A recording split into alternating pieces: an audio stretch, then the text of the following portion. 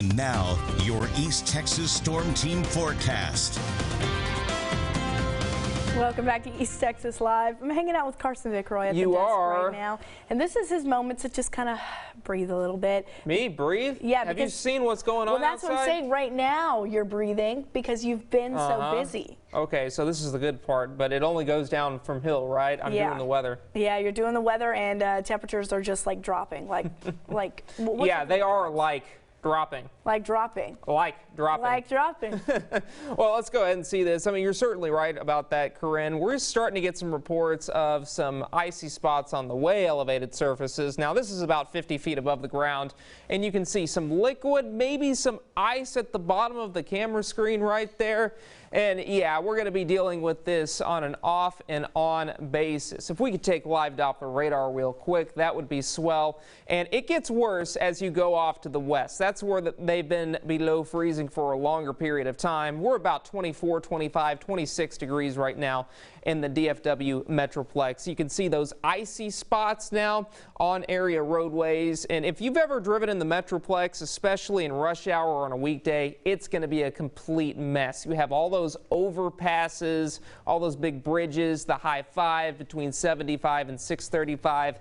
You get the idea. It is a constant drizzle there. So I do recommend don't drive out to the Dallas-Fort Worth area. If the last 2 years have taught us anything, it is much better to zoom into a work meeting if you do have to travel for a routine Wednesday afternoon meeting there. We also have some icy spots now being recorded on Highway 175, which runs from Athens into Maybank. The icy patches start at Maybank, according to TxDOT, and continue into the Dallas-Fort Worth area.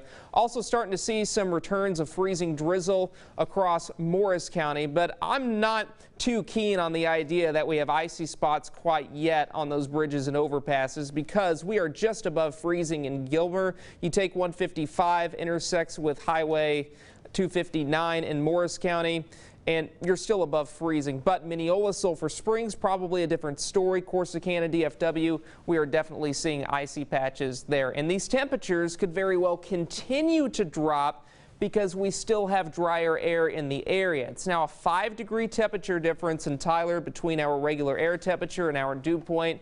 And that is a cause for concern because we could very well fall to 30 or 31.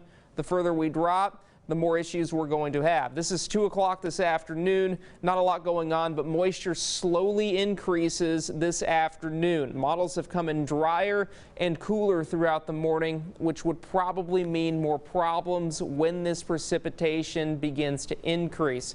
It's very spotty at 11 o'clock, but most of us, before all is said and done, will either see rain or freezing rain, and that will continue into the overnight hours. Deteriorating conditions westbound along Interstate 20 through 7 o'clock tomorrow morning.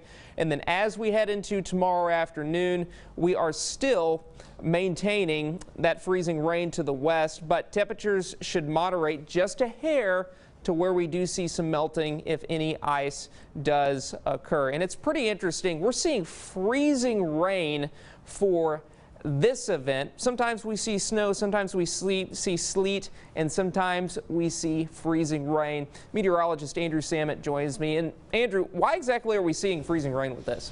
All right, Carson, so it has all to do with the temperature of the atmosphere as you go higher and higher in the sky. So let's take a look at how freezing rain develops. You have the cloud layer way on top. The precipitation falls as snow because the temperatures are below 32. Now you have an area in the middle part of the atmosphere where temperatures are above freezing, and that allows those snow drops there to melt into raindrops.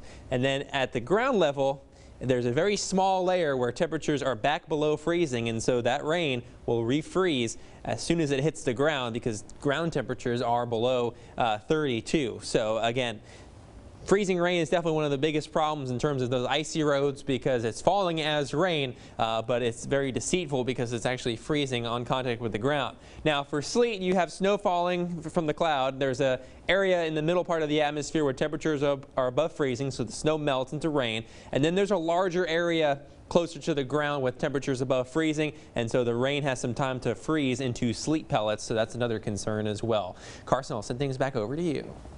Yes, sir. And here are the areas that could become problematic. Maybe some lighter accumulations on those elevated surfaces here shaded in the pink.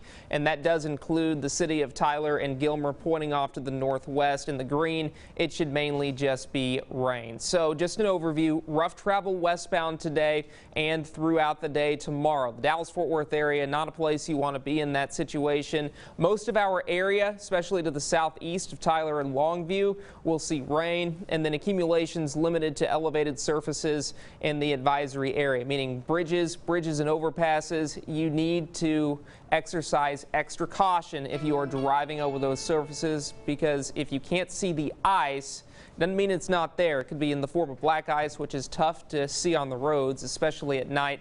Otherwise, we're done with the rain by Saturday. We dry out Sunday with warmer temperatures early next week.